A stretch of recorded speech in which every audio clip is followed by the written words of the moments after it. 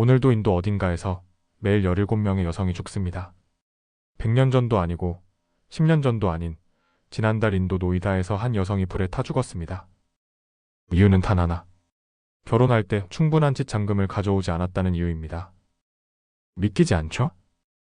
2025년에도 여성을 돈으로 거래하고 그 거래가 만족스럽지 않으면 불에 태워 죽이는 일이 벌어지고 있다는 사실이요. 안녕하세요. 인도 인사이트의 이날람입니다. 오늘 이야기할 사람은 니키바티라는 이름의 젊은 여성입니다. 그녀의 삶과 죽음은 단지 한 사람의 비극이 아니라 인도 사회 전체가 마주한 잔혹한 거울입니다. 그녀는 SNS에서 릴스를 올리고 미용실 창업을 꿈꾸던 당찬 여성이었습니다.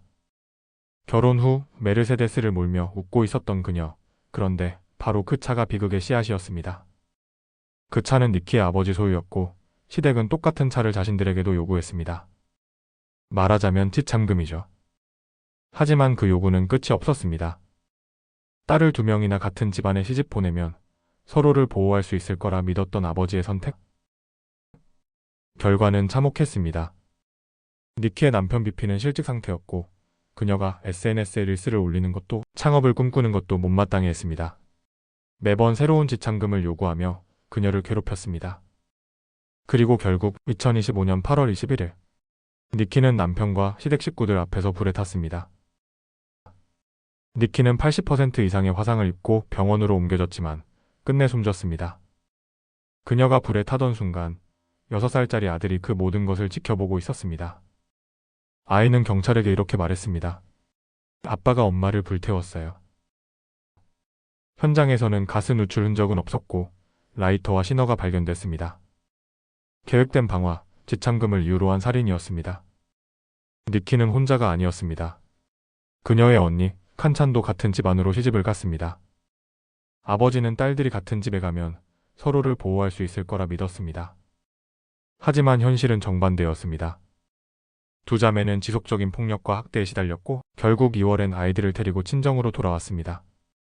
4월, 지역의 카스트 판차야트라는 원로회가 중재에 나섰고 자매는 다시 시댁으로 돌아가기로 했습니다.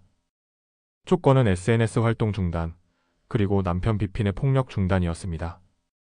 물론 그 남편은 어떤 약속도 지키지 않았습니다. 인도에서는 1961년부터 지참금 요구는 불법입니다. 1980년대에는 이를 강화해 형법 498A조까지 만들었죠. 하지만 현실은 법과 전혀 다릅니다. 많은 경우 지참금은 자발적 선물이라는 이름으로 정당화됩니다. 딸에게 주는 마지막 선물이다. 딸이 재산 상속을 못 받으니 대신 주는 거다. 이런 말들로 아파트, 자동차, 현금, 금이 오갑니다. 특히 신부 화형이라고 불리는 이런 방식의 살인은 아직도 시골뿐 아니라 대도시에서도 이어지고 있습니다. 이유는 단 하나. 신부가 덜 가져왔기 때문입니다. 법이 있어도 문화와 사회가 바뀌지 않으면 아무 소용이 없습니다. 인도 국가범죄기록국 NCRB의 2022년 보고에 따르면 6,516명의 여성이 지참금 관련 이유로 목숨을 잃었습니다. 이는 같은 해 성폭행 후 살해당한 여성보다 25배 많은 숫자입니다. 그리고 더 무서운 건 6만 건이 넘는 사건이 아직도 재판조차 끝나지 않았다는 사실입니다. 그 중에서 유죄 판결이 나온 건 단 33%? 살인을 저질러도 대부분은 처벌받지 않습니다. 니키의 아버지는 말했습니다. 딸의 결혼을 어떻게든 지키고 싶었습니다. 폭력을 당해도 참고 불에 타도 전통을 지키려는 사회. 심지어 시댁은 이렇게 요청했습니다. 며느리를 우리 손으로 장례하게 해달라. 그리고 친정은 그것을 허락했습니다. 이유는요? 여성의 시신은 시댁에서 나가야 한다는 관습 때문이었습니다. 죽음마저 전통이 지배하는 사회. 인도는 왜 이런 폭력에 침묵하는 걸까요? 니키는 죽었습니다. 하지만 언니 칸차는 아직 같은 집안에 살고 있습니다. 그녀는 니키의 마지막 순간을 영상으로 촬영한 유일한 목격자입니다. 그녀와 아이들은 지금도 위험에 노출돼 있고 사회는 그들을 지켜주지 않습니다. 6살 아들은 평생 엄마가 불타 죽는 장면을 기억하며 살아가야 합니다. 누구도 그 상처를 대신해 줄 수 없습니다. 니키의 죽음은 단지 한 여성이 불행했던 이야기가 아닙니다. 지참금, 전통, 침묵, 그리고 여성 혐오의 복합체가 만들어낸 살인입니다. 그리고 오늘도 인도 어딘가에서 또 다른 니키가 소리 없이 울고 있을지 모릅니다. 인도 정부는 결혼 제도를 지키기 위해 부부 강간을 범죄화할 수 없다고 말합니다.